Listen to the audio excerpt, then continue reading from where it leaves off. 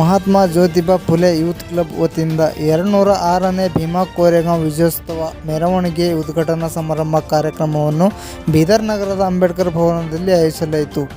ಈ ಕಾರ್ಯಕ್ರಮದ ಅಧ್ಯಕ್ಷತೆಯನ್ನು ಕರ್ನಾಟಕ ರಾಜ್ಯ ದಲಿತ ಸಂಘರ್ಷ ಸಮಿತಿ ರಾಜ್ಯ ಸಂಘಟನಾ ಸಂಚಾಲಕರಾದ ಮಾರುತಿ ಬೋಧೆ ಅವರು ವಹಿಸಿಕೊಂಡಿದ್ದರು. ಭೀಮಾ ಕೋರೆಗಾಂವ್ ವಿಜಯ ಸ್ತಂಭ ಮೆರವಣಿಗೆಯ ಉದ್ಘಾಟನೆಯನ್ನು ನಗರಸಭೆ ಅಧ್ಯಕ್ಷರಾದ MD ಗೌಸು ಅವರು ಉದ್ಘಾಟಿಸಿ ಚಾಲನೆ ನೀಡಿದರು.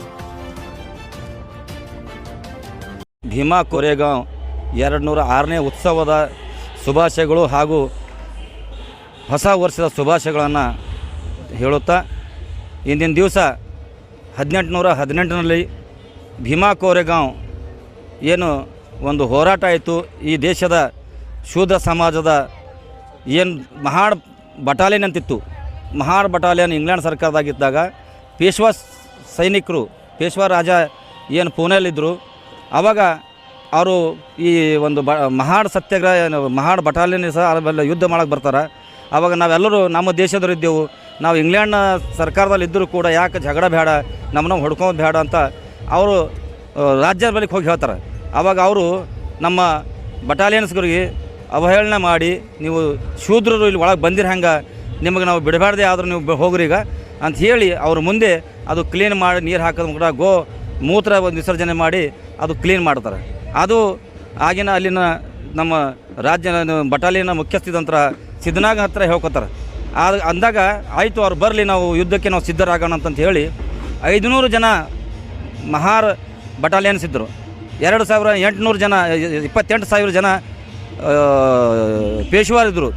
ಆ ಸೈನಿಕರಿಗೆ 31 ರಾತ್ರಿ ಅವ್ರಿಗೆ ಸೋಲಿಸಿ ಮಹಾಡ್ ಒಂದು ಏನು ಬಟಾಲಿಯನ್ಸ್ ಇದ್ದರು ಅಂಥ ಸಮಯಕ್ಕೆ 27 ಜನ ಅವರು ನಮ್ಮ ಕಡೆಯಿಂದ ಕಳ್ಕೊತಾರೆ. ಆದ್ರೆ ಆ ಮಹಾಡ್ ಇದು ಆಗಿ 100 ವರ್ಷ ಆಗಿತ್ತು. ಈ ದೇಶದಲ್ಲೇ ಆ ಇತಿಹಾಸ ಇಕ್ಕಿಲ್ಲ. ಯಾಕಂದ್ರೆ ಆ ಟೈಮಿಗೆ ನಮ್ಮಂಥ ಬರೆಯಂಥವ್ರು ಇಲ್ಲಿ ಯಾರೂ ಇದ್ದಿಲ್ಲ. ಶೂದ್ರ ಸಮಾಜದಾಗ ಬ್ರಾಹ್ಮಣರೇ ಬರೀತಿರು. ಅದಕ್ಕೆ ಬ್ರಾಹ್ಮಣರು ಆ ಇತಿಹಾಸ ಬರ್ದಿಲ್ಲ, ಎಲ್ಲೂ ತೋರಿಸಿಲ್ಲ. ಅದಕ್ಕೆ ಬಾಬಾ ಸಾಹೇಬರಿಗೆ 1919ರಲ್ಲಿ ಅವ್ರಿಗೆ ಇಂಗ್ಲೆಂಡ್ನಾಗ ಗೊತ್ತಾಗ್ತದ ಇಂಡಿಯಾ ದೇಶದಲ್ಲಿ ಮಹಾಡ್ ಬಟಾಲಿಯನ್ ಇತ್ತು. ಬಟಾಲಿಯನ್ದಾಗ 500 ಸೈನಿಕರು, ಹಿಂಗೆ 28,000 ಸೈನಿಕರಿಗೆ ಸೋಲಿಸಿ ಭಾಳ ಶೂರರು ಮೆರೆದಾರ ಅಂತಂದು ಅಂದಾಗ ಅವಾಗ ಅವ್ರಿಗೆ ಗೊತ್ತಾಗಿ, ಅವಾಗ ಪೂನಾ ಹತ್ತಿರ ಇರುವಂಥ ಒಂದು ಊರಿಗೆ ಬಂದು ಭೇಟಿಯಾಗಿ ಆ ಒಂದು ಮಹಾರ್ ಸೈನಿಕರ ಒಂದು ಏನು ಸ್ಥಳ ಇದೆ, ಅವರು ಹೋರಾಟ ಮಾಡಿದ ಸ್ಥಳ, ಆ ಸ್ಥಳಕ್ಕೆ ಬಂದು ಅವರು ವರ್ಷಿಗೆ ಅಲ್ಲೇ ಬಂದು ಕೂಡ್ತಿರು. ಅದು ಬಂದು ಕುಂತಾಗ ಈಗ ಸ್ವಲ್ಪ ದಿವಸದಿಂದ ಗೊತ್ತಿತ್ತು, 2019ರಲ್ಲಿ 200 ವರ್ಷದ ಒಂದು ಇತಿಹಾಸ ಮಹಾಡ್ ಸತ್ಯಾಗ್ರಹ ಅಲ್ಲಿ ಬಟಾಲಿಯನ್ಸ್ ಏನು ಇತಿಹಾಸ ಇತ್ತು.